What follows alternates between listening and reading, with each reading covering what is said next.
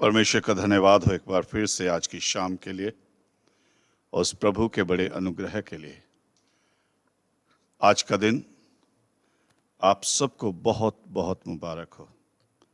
वो लोग जो नहीं जानते कि आज क्या खास बात है, मैं उनको बता दूं कि आज हमारे church Methodist church Dabua colony Faridabad का जो चर्च है, इस चर्च की 39th 39वीं सालगिरह है या फिर यूं कहें एनिवर्सरी है ना। आप यहाँ पे देख सकते हैं 39 है और यहाँ पे भी खूबसूरती के लिए लगाया हुआ है एनिवर्सरी।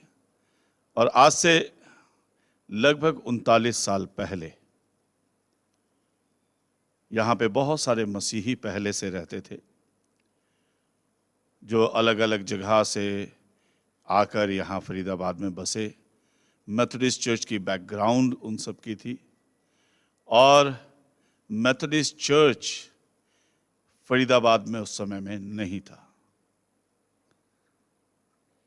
और दूसरे चर्चेस थे, Catholic churches, Pentecostal churches, CNI church भी था, पर मेथोडिस्ट चर्च फरीदाबाद में नहीं था।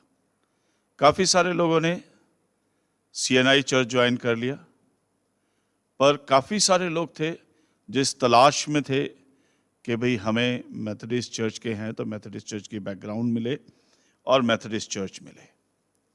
और तब कुछ लोग जमा होकर बिशप साहब के पास गए और बिशप J.R. लेंस उस समय में बिशप हुआ करते थे और उन्होंने आकर सर्वे किया।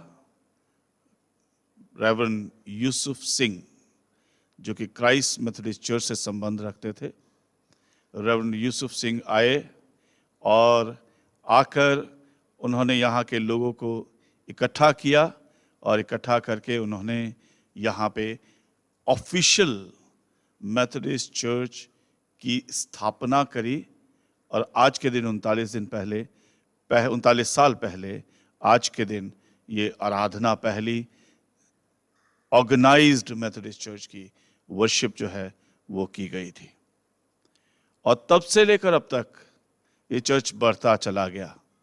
शुरू में घरों में होता था और उसके बाद जैसे जैसे समय बदलता गया, कांग्रीगेशन बढ़ती गई और तब एक समय आया जब ये ज़मीन खरीदी गई डी ब्लॉक में 20 नंबर प्लॉट, और इसे करने के बाद इसमें चर्च बिल्डिंग जो है वो खड़ी की गई और इस बिल्डिंग को भी लगभग 26 साल इस बिल्डिंग को हो गए, पर कलीसिया की स्थापना को 39 साल 39 years as a congregation we are in Faridabad. और तब से लेकर अब तक ये कलीसिया बढ़ती चली गई। बहुत सारे लोग हैं उस समय से अब तक कलीसिया के सदस्य हैं, कुछ हमारे बीच में फिजिकली नहीं रहे और कुछ नए लोग भी आए कलीसिया में और ये सब कुछ चलता रहा। किसी समय में हम ज़मीन पे बैठ के आराधना किया करते थे और परमेश्वर ने दिया कि आज हमारा चर्च खूबसूरत है और सब कुछ है, बेंचेस हैं और जो भी मॉडर्न तरीके से जो कुछ होना चाहिए वो सब कुछ इस चर्च में है और चर्च की कलीसिया के पास है। इस सब के लिए परमेश्वर का धन्यवाद करते हैं। आज उन सब पासबानों के लिए भी हम परमेश्वर का धन्यवाद देना चाहते हैं। कुछ से मेरी बात हुई और उन्होंने अपने ग्रीटिंग्स, अपनी मुबारकबादियाँ भी चर्च को दी हैं। Reverend V.V.K. सिंह जो कि बिशप साहब की तरफ से ऑर्डेन्ड मिनिस्टर के रूप में पहले पादरी थे इस चर्च के, और वो उन्होंने भी इस चर्च को मुबारकबादी दी है। मैंने चाहा था कि आज वो आप सबसे परमेश्वर के वचन से बातचीत करें, पर इस लॉकडाउन में फिजिकली वो आ नहीं सकते और मोबाइल पर यूं ऑनलाइन बात करना उनसे हो नहीं पा रहा था। और वो बता रहे थे, यार मैं जब आऊँगा तब लोगों से रूबरू होके मिलूँगा। और पारी साहब, अगर आप सुनेंगे किसी तरीके से तो आपका मैसेज मैं कन्वे कर रहा हूँ। और पर उन्होंने मुबारकबादियाँ जो हैं आप सबको 39 साल पूरे होने की दी हैं। Reverend F.W. Philip, reverend Morris Patrick और दूसरे पादरी साहब लोग जो यहाँ पे सेवा करके गए हैं, उन सब की तरफ से। और हमने कुछ को चाहा कि उनसे बात करें, पर वो बात बन नहीं पाई इस लॉकडाउन के सिस्टम में, ऑनलाइन बात करने के लिए भी। पर फिर भी परमेश्वर का धन्यवाद हो इस सब के लिए। उन सारे पादरी साहब लोगों के लिए हम उस परमेश्वर का धन्यवाद करते हैं जिन्होंने इस 39 साल में मुझसे पहले 12 पासबान हुए रेवरेंड यूसुफ सिंह को मिला के, जिन्होंने इस चर्च में परमेश्वर की, इस चर्च की खिदमत की है। और उन सब के लिए हम शुक्र करते हैं। उन लोगों के लिए जिन्होंने भाग दौड़ करी, बिशप साहब से मिलके कॉन्फ्रेंस में ये बात उठाई और साथ में अपनी कमाई में से भी दिया और इस चर्च को यहाँ तक लेकर आए। उन सब के एफर्ट्स के लिए, डोनेशंस के लिए और दुआओं के लिए। वो लोग जिन्होंने इनिशियल स्टेज पे अपने घरों को खोला, आज मैं यहाँ पे नाम नहीं ले रहा हूँ किसी का, पर वो लोग जिन्होंने अपने घरों को खोला, उनके घरों में आराधना हुआ करती थी, उन सब के लिए भी परमेश्वर का धन्यवाद हो। उन सब के लिए भी हम आज परमेश्वर की बेदी से उन्हें बरकत देते हैं और उन्हें आशीष देते हैं। हम यूं ही परमेश्वर में बढ़ते रहें। जैसे हम हाउस चर्च से एक प्रॉपर चर्च बिल्डिंग में हैं, जैसे हम ज़मीन से उठकर आज बेंचेस पे हैं, प्यूज पे हैं और उठे हैं, वैसे ही दुनियावी रूप से और प्रभु में होकर भी हम तरक्की करते चले जाएं, आगे उठें और परमेश्वर का धन्यवाद करते हैं। उस प्रभु ने चाहा अगले साल अगर ये सौभाग्य हुआ और हमें इस सोशल डिस्टेंसिंग के जो लाइन है उसको क्रॉस करने की इजाज़त मिली, तो ज़रूर से अगले साल हम, क्योंकि हम नहीं जानते कोरोना वायरस हमें कहाँ लेकर जाएगा, कब तक हमें पूरे तरीके से चर्च में आराधना करने को मिलेगी। पर जब तक भी है तब तक परमेश्वर का धन्यवाद करें। और यूं कहें कि परमेश्वर को जब भला लगेगा, जब एक बच्चा हॉस्पिटल में एडमिट हो, उसे बीमारी हो जाए किसी कारण से, वो पहले दिन ही चाहता है कि मुझे हॉस्पिटल से बाहर जाना है और घर को याद करता है कि मुझे घर जाना है, मेरी छुट्टी होनी चाहिए, मैं परिवार के लोगों के साथ बैठूं, मैं इधर घूमने फिरने जाऊं, मुझे यहां हॉस्पिटल के बेड पे बांध के रखा है। पर डॉक्टर्स जानते हैं कि कब तक इसे हॉस्पिटल के इस रूम में रहना है, कब तक इसका ट्रीटमेंट चलना है, कब इसको इजाजत देनी है, किस लेवल तक। जब कभी ऑपरेशन होता है तो कुछ समय मुझे याद है जब मेरा ऑपरेशन हुआ 2014 में, कुछ समय आईसीयू में रखा गया।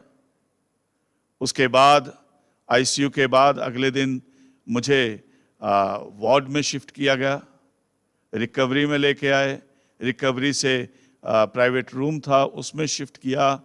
उसके बाद 2-3 दिन बाद मुझे कहा कि अब रूम से चलना फिरना बाहर शुरू करें। उसके बाद कहा आप थोड़ा सा नीचे जा सकते हैं, ऊपर जा सकते हैं, हॉस्पिटल से बाहर टहलने जा सकते हैं सुबह शाम। फिर उसके बाद मेरे यहाँ पे चेस्ट में वो बैग लटका हुआ था, गंदा खून उसमें जमा होता था, वो थैली लटकी हुई थी। फिर एक समय आया, उस थैली को निकाल दिया और फिर मुझे कहा आप थोड़ा बहुत वॉक कर सकते हैं, इतना खा सकते हैं। फिर समय आया, उन्होंने कहा आप जा सकते हैं, पर आपको 4 दिन बाद दोबारा आना है, 15 दिन बाद दोबारा आना है। और जब मैं पूरे तरीके से ठीक हो गया तो उन्होंने कहा अब आपको आने की जरूरत नहीं है, आप जहां चाहें जैसे चाहें घूम फिर सकते हैं, कोई इन्फेक्शन का और कोई भी डर नहीं है। ये एक्सपीरियंस हम में से बहुतों ने अपने साथ या अपने रिश्तेदारों के साथ, अजीजों के साथ सर्जरी के टाइम में किया होगा। ठीक ऐसा ही ये लॉकडाउन है इस समय में। वो परमेश्वर जानता है, जो डॉक्टरों का डॉक्टर है, कि कब इस लॉकडाउन में से हमें बाहर निकलना है। जब हम इस लायक हो जाएंगे, शारीरिक रूप से भी, मानसिक रूप से भी, आत्मिक रूप से भी, तब हमें वो इजाजत होगी जब परमेश्वर को भला लगेगा।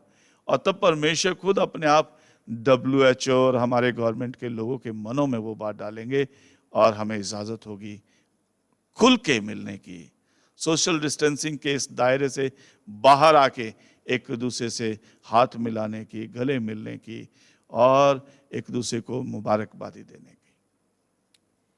इस बीच जैसे जैसे हमें छूट मिलती चली जाएगी, उस परिस्थिति में तब देखेंगे कि हम कैसे चर्च की बाकी आराधनाओं को और प्रोग्राम्स को, क्रिसमस को और आने वाले लेंट सीजन को, आने वाले ईस्टर को किस तरीके से प्लान आउट करेंगे परिस्थितियों के अनुसार। पर मेरे अजीजों, फिर से कहूंगा, जल्दबाजी बिल्कुल ना करें। जरा सा भी चूक हुई तो हम नुकसान में पड़ सकते हैं। फिर से कहूंगा जो मैं कल कह रहा था इतवार को, यह खूबसूरत समय है। We need to turn back from the world. We need to turn back to the Lord, and then we don't have to turn back to the world. हमें इस दुनिया से पीठ करनी है, हमें परमेश्वर की ओर फिरना है, और तब हमें वापस इस दुनिया की तरफ, दुनिया की उन बातों की तरफ नहीं फिरना है जिन्हें हम सब जानते हैं। आज मैं फिर से उन बातों की बात नहीं करूंगा। मैं फिर से कहूंगा कि जो अच्छे बदलाव हमारे अंदर आ रहे हैं इस समय में, उसे मेंटेन करें, उसे नर्चर करें, उसे खाद पानी दें, बढ़ाएं, ट्रिमिंग करें, वो हमारे अंदर बढ़ें। इस लॉकडाउन से बाहर आने के बाद उन्हें छोड़िएगा मत। दूसरी चीज, इस समय में जो हमें अच्छा लग रहा है कि भी इसे छोड़ देना चाहिए।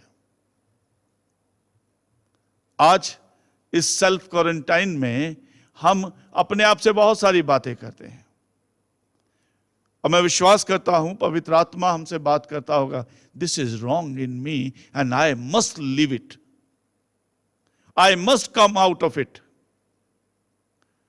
I must forget few things doing.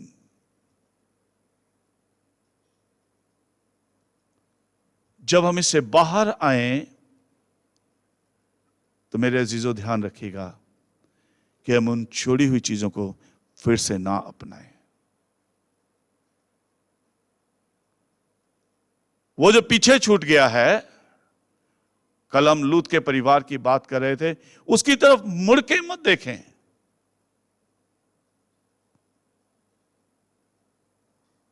Then don't turn back to the world. Once you have turned to the Lord, you have turned to the Lord. आज हम बात करें, हमारे चर्च का बर्थडे है। अभी हम केक भी काटेंगे, और जैसे मैंने कहा, हम लोगों ने, विश्वास करता हूं खास करके मेथोडिस्ट चर्च डबुआ की कलीसिया से, कि मैंने कहा था, पहले ही मैसेज भेजा कि घरों को थोड़ा सा सजाएं, घरों में अच्छा खाना भी बनाएं, पॉसिबल है केक बनाएं, पुडिंग बनाएं, और let's celebrate in your home. अपने घर में बैठ के सेलिब्रेट करें, है ना। जो हम यहाँ पे केक काटेंगे थोड़ी देर बाद, get ready, get your things ready, उन सबको तैयार कर लें। और जब हम लोग यहाँ पे केक काटेंगे, आप हमारे साथ अपने घर पे केक काटें, एक दूसरे को खिलाएं, एक दूसरे को मुबारकबादी दें। और क्योंकि चर्च बर्थडे है, इसलिए आप जो चर्च बर्थडे गिफ्ट के रूप में चर्च को ऑफरिंग के रूप में कुछ देना चाहते हैं, वो भी आप चर्च ट्रेजरार के पास या अकाउंट्स की डिटेल आपके पास हैं, मैं दोबारा इसे व्हाट्सएप पे डालूंगा। अकाउंट्स नंबर, IFSC कोड और चर्च का नाम, बैंक का नाम, सारी डिटेल्स। तो आप वहाँ से भी ऑनलाइन ट्रांजैक्शंस के जरिए से इस ऑफरिंग को और अपने गिफ्ट को चर्च में दे सकते हैं। आज हमारे बच्चों ने, जवानों ने कुछ पैसा जमा किया और लगभग 1000 लोगों के लिए फूड पैकेट बनाए और बनाकर चर्च बर्थडे की खुशी में जहाँ जहाँ वो जा पाए वहाँ वहाँ लोगों को लंच में, खाने में उन्होंने फूड पैकेट्स दिए ज़रूरतमंद लोगों को। बाकी तो वो सब कर रहे हैं जहाँ जिस तरीके से ज़रूरत होती है ज़रूरतमंद परिवारों में। आप में से बहुतों के पास ये पहुंचा है और चर्च के बाहर भी, आउट ऑफ द चर्च भी ये बच्चे कर रहे हैं, चर्च कर रहा है। मैं पर्सनली आप में से बहुतों से मिला और जिस तरीके से हो पा रहा है उस तरीके से कर रहे हैं। चर्च एनिवर्सरी एक बार फिर से मुबारक हो, है ना। ये ब्लास्ट यही कह रहा है कि आज खूब सारे बम पटाखे भी होने चाहिए थे, नेक्स्ट ईयर होंगे, चिंता मत करें। आज गुब्बारों को फोड़ के काम चलाएंगे और नेक्स्ट ईयर खूब सारे बम पटाखे भी होंगे। Will celebrate with the double strength next year. इस साल की मुराद अगले साल पूरी कर लेंगे। तो ये बच्चे कर रहे हैं। आज हम इस बात के लिए भी शुक्रगुजार हैं कि जब से प्रिंस और जॉनसन, ये दोनों जवान आते हैं, कैमरा सेट करते हैं और ये रिकॉर्डिंग करके इसे ऑनलाइन आप सबके लिए अडॉप्ट करके, कई बार बहुत सारी परेशानियों को आप देखते होंगे, आवाज क्रैक, फोटो की प्रॉब्लम हो जाती थी बीच बीच में, कई सारी problems. They are not professional in this area, but they have done their best. And as a church, as a pastor, Prince and Johnson, both of them, क्योंकि इनकी की हुई मेहनतों से ऑनलाइन उन्हें ऑफिस का भी काम करना है,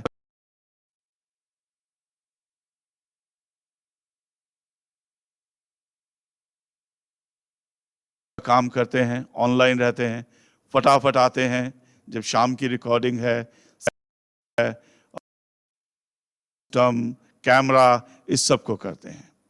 इनके साथ साथ कुछ बच्चे हैं जो घर में रहकर, वो चर्च में नहीं आते और घर में रह के क्वायर के रूप में ग्राउंड में आमीन, 3-fold आमीन सुनाई देता है, कुछ गीत सुनाई,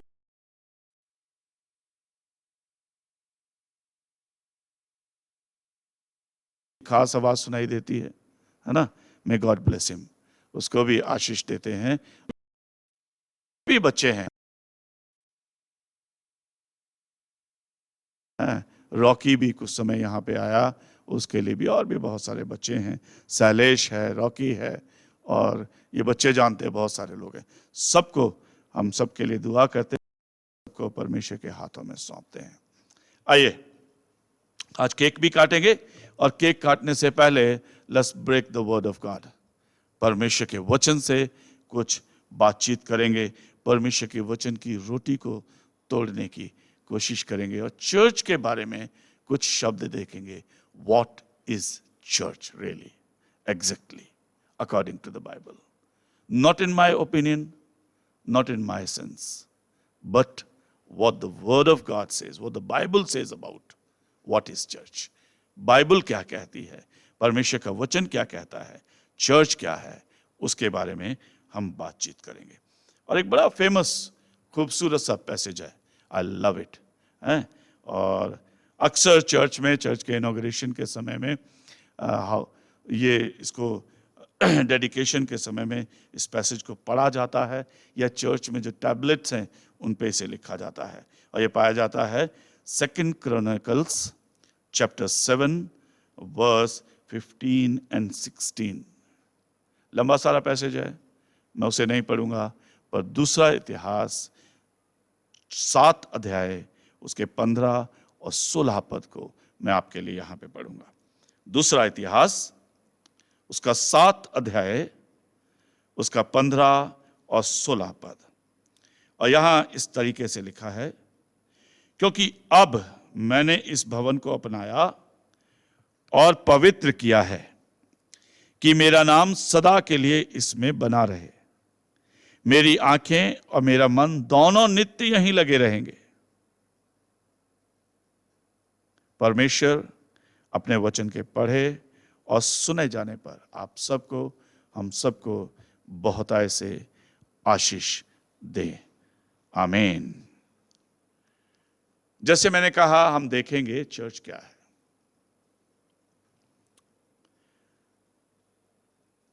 कॉमन अगर ये सवाल है तो जब हम बात करते हैं what is church, church is a place where dedicated, where the Christians worship, the place is called church। जहां पे मसीही लोग, समर्पित लोग यीशु मसीह को, उसको मानने वाले, विश्वास करने वाले लोग जहां पे आराधना करते हैं, उस बिल्डिंग को, उस स्थान को चर्च कहते हैं, उसे चर्च कहते हैं। एक बात और है, कई बार हम इस बात को सुनते हैं, church is not the building but church is the congregation, is the church, the group of people, those who follow the Christ, those who imitate the Christ, those who obey the word of God, word of Jesus, those who have accepted the Lord Jesus Christ, the group of those people is church, congregation, you and me, मैं और आप, वो लोग जिन्होंने प्रभु यीशु मसीह को स्वीकार किया, वो लोग चर्च है, कलीसिया चर्च है, कलीसिया चर्च है। ये कॉमन तरीके से परिभाषा हमें अपने चारों तरफ देखने को मिलती है, सुनने को मिलती है। पर इसके साथ ही कुछ बातों को हम और देखने की कोशिश करेंगे कि चर्च क्या है। Church is a place where the spirit and heart of God dwells.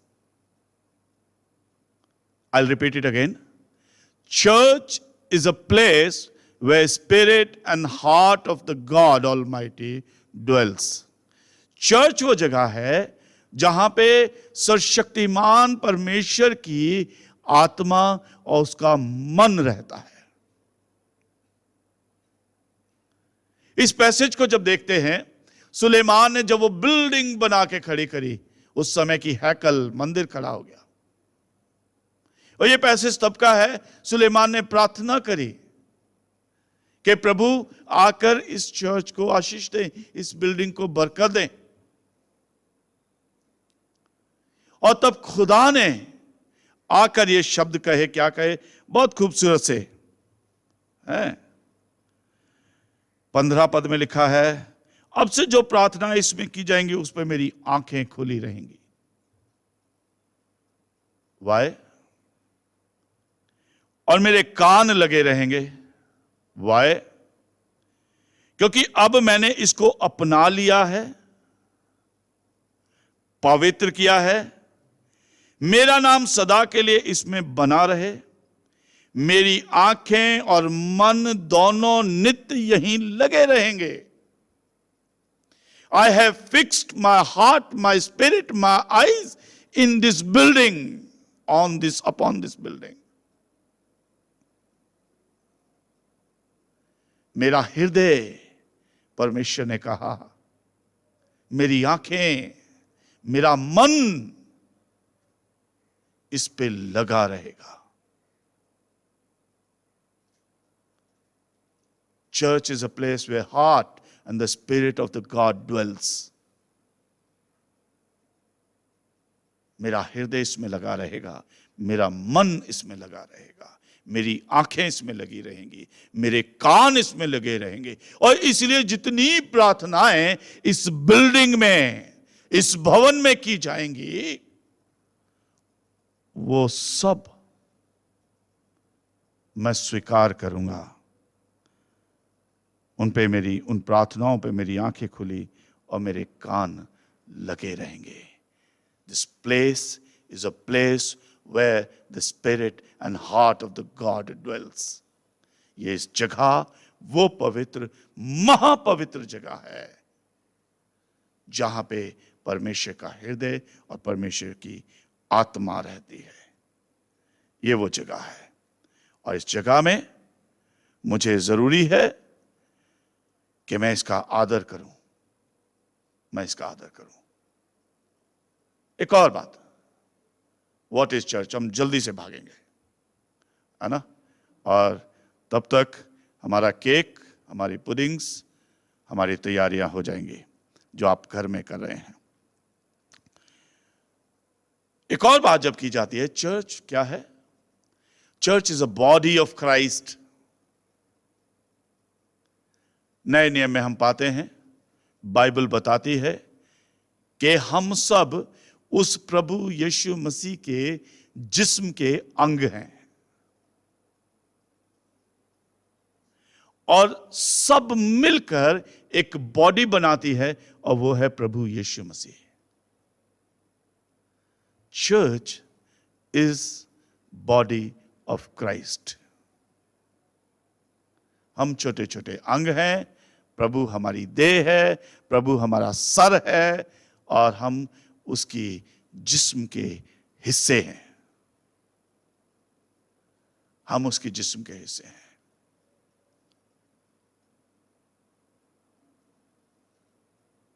Means वो सर है। और हम जानते हैं कि जो आज्ञा ये ब्रेन देता है,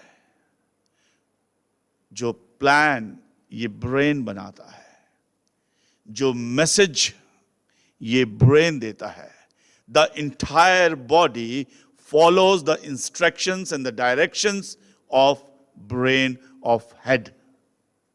पूरा जिस्म उस सर की आज्ञा का पालन करता है। जैसे ये सर कहता है वैसे मेरा हाथ चलता है, वैसे मेरी जुबान चलती है, वैसे मेरी आंखें देखती हैं, वो मैसेज पास करता है, उसकी आज्ञा देता है, वैसे ही मेरे कदम चलते हैं और वैसे ही मैं एक्ट एंड रिएक्ट करता हूं। सो चर्च वो है जो अपने सर की, अपने खुदा की बातों के अनुसार चलता है, उसकी आज्ञा के अनुसार, अपनी मर्जी से नहीं। जब कभी हमारे शरीर का अंग कोई अगर इस सर की बात को मानना बंद कर देता है तो हम क्या कहते हैं? शरीर का वो हिस्सा पैरालाइज्ड हो गया। हम क्या कहते हैं? शरीर का वो हिस्सा करप्ट हो गया, डिफेक्टेड है, डिफेक्टेड है। पर एक हेल्दी बॉडी, एक स्वस्थ शरीर अपने सर के द्वारा से दी गई सारी डायरेक्शंस को फॉलो करता है और उसके अनुसार ही चलता और एक्ट एंड रिएक्ट करता है। Church is a body of Christ. Christ is the head of this body. Christ is the head of this body. Church is a plan of Jesus, plan of God, plan of Christ.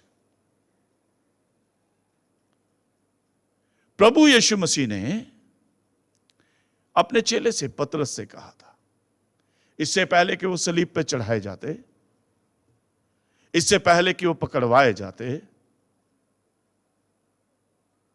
उन्होंने कहा कि मैं तुझ पर, पतरस से ये कहा, अपनी कलीसिया खड़ी करूंगा। यानी खुदा की ये योजना है चर्च। हम यूं ही नहीं हैं, हम यूं ही नहीं हैं। We are under the plan of God almighty. We are under the plans of God almighty. हम उस परमेश्वर की योजना का हिस्सा हैं, योजना के अनुसार हैं। और तब परमेश्वर ने उस योजना को अपनी को पूरी किया जब प्रभु यीशु मसीह जी उठे, चेलों के साथ रहे। यूहन्ना के 18 अध्याय में भी पढ़ते हैं, पतरस को फिर से याद दिलाया, पतरस जा मेरे मेमनों को चरा, जा मेरी भेड़ों की रखवाली कर, जा मेरे मेमनों को चरा। और पेंतिकुस्त के दिन जो हम 31 मई को सेलिब्रेट करेंगे, the day of Pentecost, 31st of May, वो दिन था जब पवित्र आत्मा अपनी पूर्णता में, पूरी सामर्थ्य के साथ दुनिया में आया और लोग अन्य अन्य भाषाएं, 17 तरीके के लोग थे, 17 भाषाओं के लोग थे, उनमें से हर एक को अपनी भाषा में सुनाई देता था। आजकल जब लोग बोलते हैं, कौन क्या बोलता है किसी को समझ में नहीं आता, पर वहां 17 भाषाओं के लोग थे लगभग, और उन सबको ऐसा लगता था कि ये लोग मेरी भाषा में बोलते हैं। उससे पहले चेले डरे हुए थे, उससे पहले चेलों ने अपने आप को कमरे में बंद किया हुआ था। जब स्वर्गारोहण के दिन प्रभु यीशु मसीह 10 दिन पहले ही आसमान पे जिंदा उठा लिए गए थे, फिर चेले डर के कमरे में बंद हो गए। और तब जब पवित्र आत्मा आया, पतरस उठ के खड़ा हो गया और प्रभु यीशु मसीह के बलिदान और सुसमाचार, उससे पापों की क्षमा का संदेश, उद्धार का संदेश, पतरस ने वहां लोगों को सुनाना शुरू किया। और ये यूं ही नहीं था कि पतरस उठकर खड़ा हो गया, it was under the plan.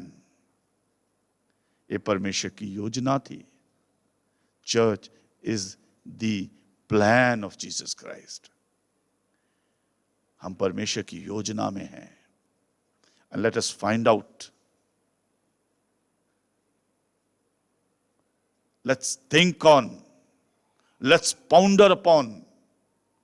हम सोचें, ढूंढने की कोशिश करें, मनन करें, what is the plan of God for me and for my church? मेरे चर्च के लिए खुदा की क्या योजना है, मेरे लिए खुदा की क्या योजना है, कि मैं उसे अपने जीवन में पूरा करूं, मैं उसे अपने जीवन से पूरा करूं, मैं अपने प्रभु की बात को, योजना को पूरा करूं। मैं जान लूं, क्या मैं जानता हूं एज ए चर्च कि मेरे प्रभु की योजना आज मेरे लिए क्या है? क्या मैं जानता हूं कि मेरे चर्च के लिए मेरे खुदा की योजना क्या है? क्या सिर्फ यूं ही सोशली बढ़ना? क्या सिर्फ यूं ही हमें पैसे जमा करना, बजट्स पूरा करना, या कुछ एक्टिवली एक्टिवेट होकर एक्टिविटी करना, या कुछ ह्यूमन मेड योजनाओं को बनाकर उन योजनाओं को अपने चर्चों में पूरी करना? Church is the plan of God. और मुझे खुदा की एज ए चर्च, मुझे उस पिता की, उस परमेश्वर की योजना को जानना है, अपने प्रभु यीशु की योजना को जानना है और उसे अपने जीवन में पूरा करना है। पतरस के लिए खुदा की योजना थी कि उससे चर्च की स्थापना हो और चर्च शुरू हो। पतरस के लिए परमेश्वर की योजना थी कि वो अपना बलिदान दे। पतरस के लिए परमेश्वर की योजना थी कि पतरस उल्टा करके सूली पे लटकाया जाए। And he accepted. आज हम सूली से भागते हैं, गाना बड़े अच्छे से गाते हैं, पर सूली से आज भागते हैं। आज चोट लगने से डरते हैं, आज बलिदान देने से डरते हैं। बलिदान देने से डरते हैं। हर बार बलिदान पैसे का नहीं है, हर बार बलिदान कुछ एक्टिव होके कर दिखाने का नहीं है।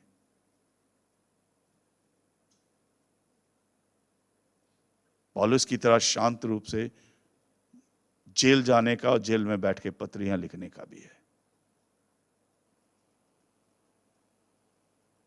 परमेश्वर की योजना है चर्च।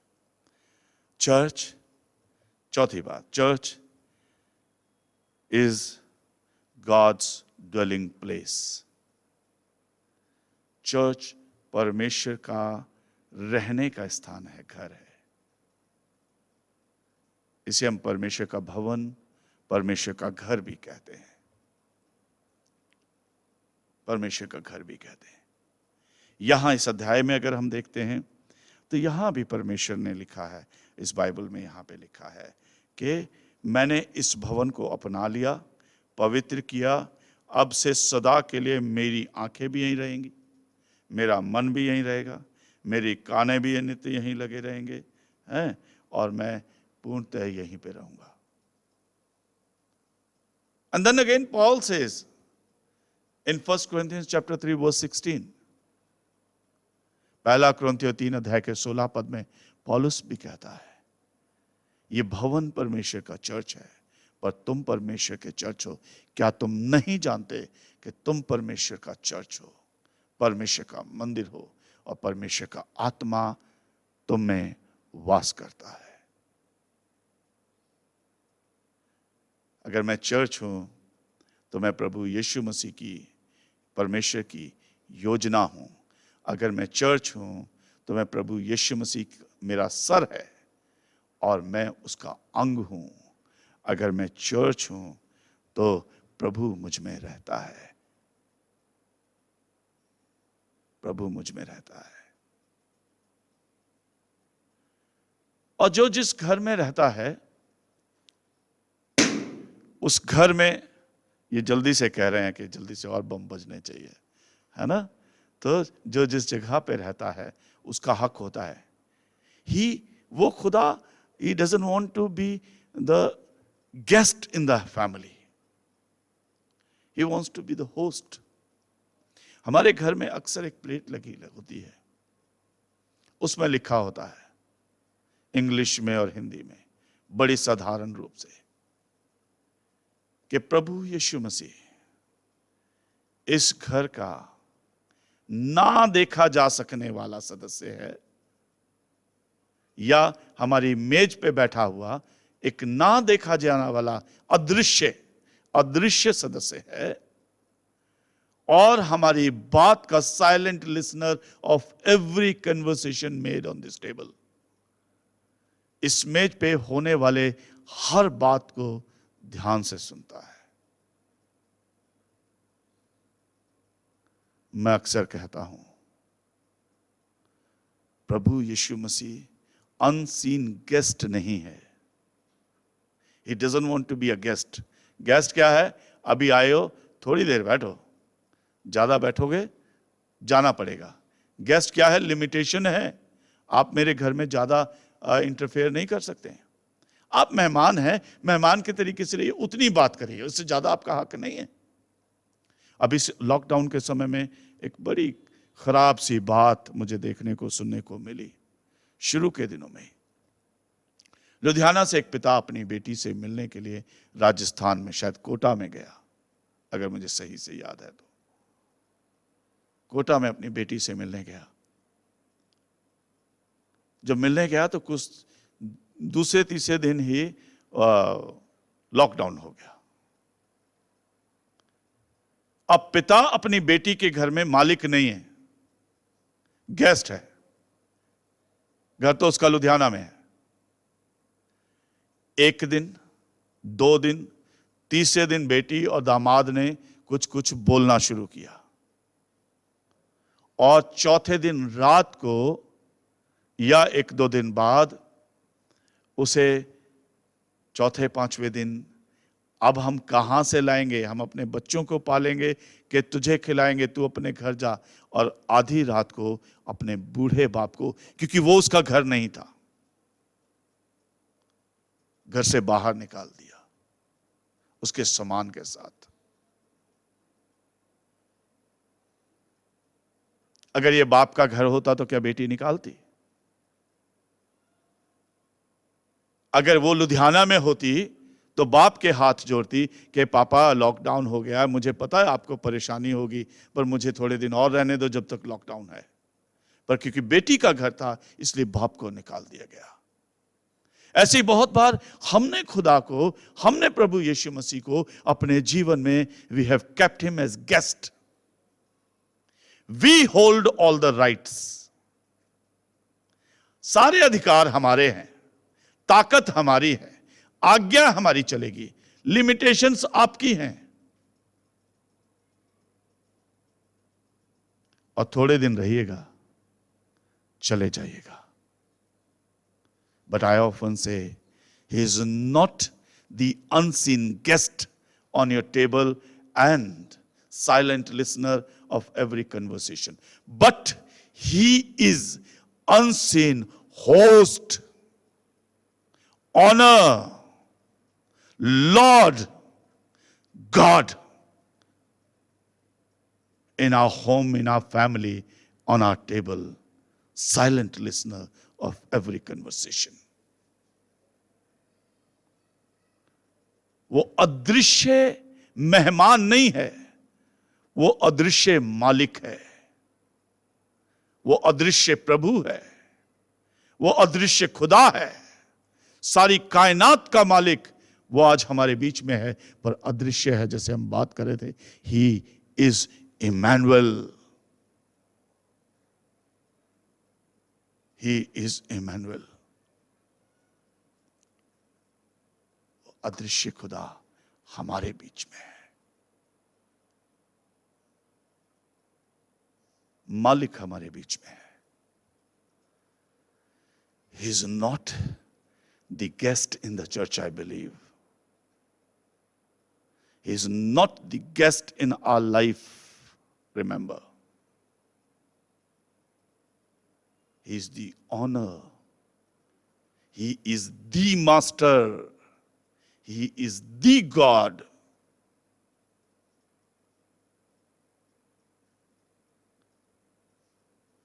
कोई बात नहीं, वो साइलेंट है, but don't take him for granted. Dear church, church is a dwelling place for God. Dear individual, the congregation, the body of Lord Jesus Christ, church is the dwelling place. प्रभु के रहने की जगह है आपकी जिंदगी। And let's grow. Let's grow. Let's grow. मैं इसे समाप्त करूंगा एक बार फिर से इन सारी बातों को दोहरा के। चर्च वो जगह है, चर्च प्रभु की आत्मा है, चर्च प्रभु का दिल है, चर्च प्रभु यीशु मसीह का जिस्म है, चर्च परमेश्वर की योजना है, चर्च परमेश्वर के रहने की जगह है। चर्च, क्या मैं आज और इस आवाज को ना सिर्फ मेथोडिस्ट चर्च डबुआ के लोग सुन रहे हैं, आज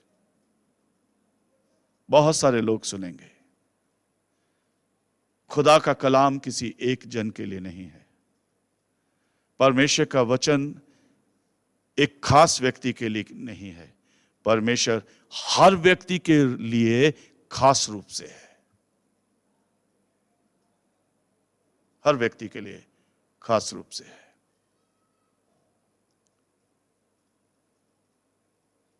चर्च प्रभु की आत्मा है, प्रभु का दिल है। आइए हम अपने आप को यूं कहें कि खुदा, मैं अपने आप को आपके हाथों में देता हूं और आपकी आत्मा के अनुसार, आपके हृदय के अनुसार चलूंगा।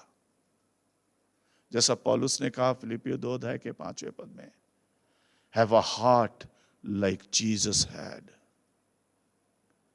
वैसा हृदय रखो जैसा प्रभु यीशु मसीह का हृदय था। वैसी आत्मा रखो जैसी प्रभु यीशु मसीह की आत्मा थी। वैसी योजना बनाओ जैसी प्रभु यीशु मसीह की योजना थी। और उसकी योजना क्या थी कि पिता की योजना इस पृथ्वी पर मुझे बिंदु ब बिंदु पूरी करनी है अपनी जिंदगी में।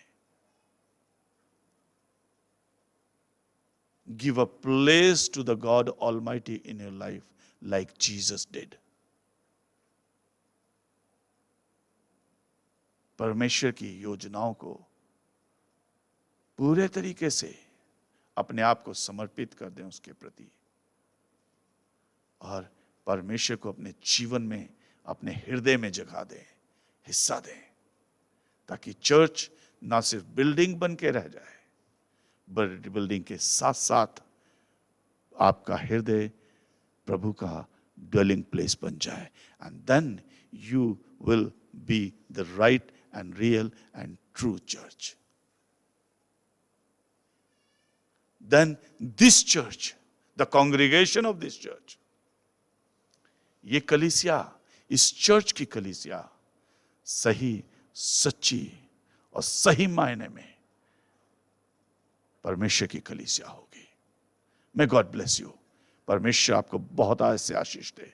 और एक बार फिर से मेथोडिस्ट चर्च डबुआ की कलीसिया को और तमाम सुनने वालों को आज के दिन की 21 मई 2020 की 39वीं सालगिरह डबुआ मेथोडिस्ट चर्च की बहुत बहुत मुबारक हो।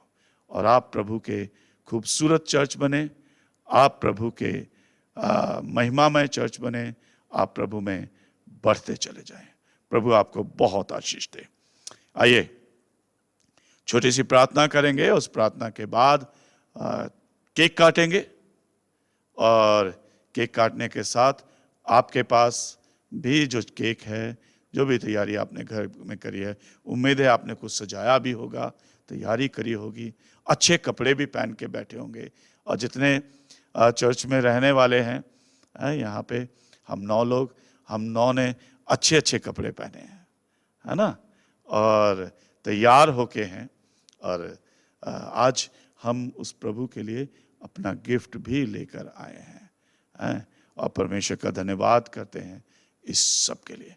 प्रार्थना करेंगे छोटी सी, अपने आप को प्रभु के हाथों में सौंपेंगे, उसे कहें प्रभु मेरे चर्च को, इस बिल्डिंग को अपनी योजना में ले, अपने हृदय में ले, अपना स्थान बना ले, मेरी जिंदगी को अपनी योजना के अनुसार चला, अपना ड्वेलिंग प्लेस बना ले, और प्रभु जी अपने जिस्म का हिस्सा बना रहने दे। प्रभु इसमें मुझ में आपकी आत्मा वास करे। स्वर्गीय दयालु पिता परमेश्वर, आदर, महिमा, धन्यवाद सब आपको देते हैं। आपकी स्तुति करते, आपका धन्यवाद करते, आपकी महिमा करते हैं। प्रभु धन्यवाद करते हैं 39 साल इस चर्च को पूरे हुए, और आपने बढ़ाया है। जवानों को, बुजुर्गों को, प्रभु इन सब के लिए हम धन्यवाद करते हैं। हमारे संडे स्कूल के लिए, WSCS के लिए, मेथोडिस्ट मैन के लिए, यूथ के लिए, MYF के लिए, पास्टर कमेटी के लिए, सबको प्रभु जी हम आपके हाथों में सौंपते हैं। सबको बहुत ऐसे आशीष देना प्रभु। और सच में आपकी योजनाएं हम में पूरी हो, आपकी आत्मा हम में वास करे, हम आपकी रहने के स्थान बन जाएं। और खुदावंद, हमारी प्रार्थना है कि आप हमें अपने जिस्म का हिस्सा बना लें, अपना हिस्सा बना लें।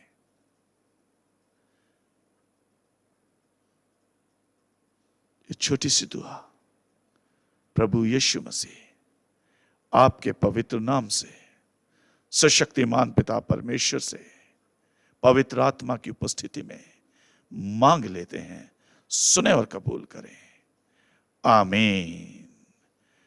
आए हमारे बाप, तू जो आसमान पर है, तेरा नाम पाक माना जाए, तेरी बादशाहत आए, तेरी मर्जी जैसे आसमान पर पूरी होती है वैसे जमीन पर भी हो।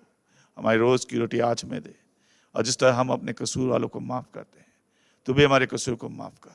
हमें आजमाइश में न पड़ने दे, बल्कि बुराई से बचा, क्योंकि बादशाहत, कुदरत और जलाल हमेशा आपका है।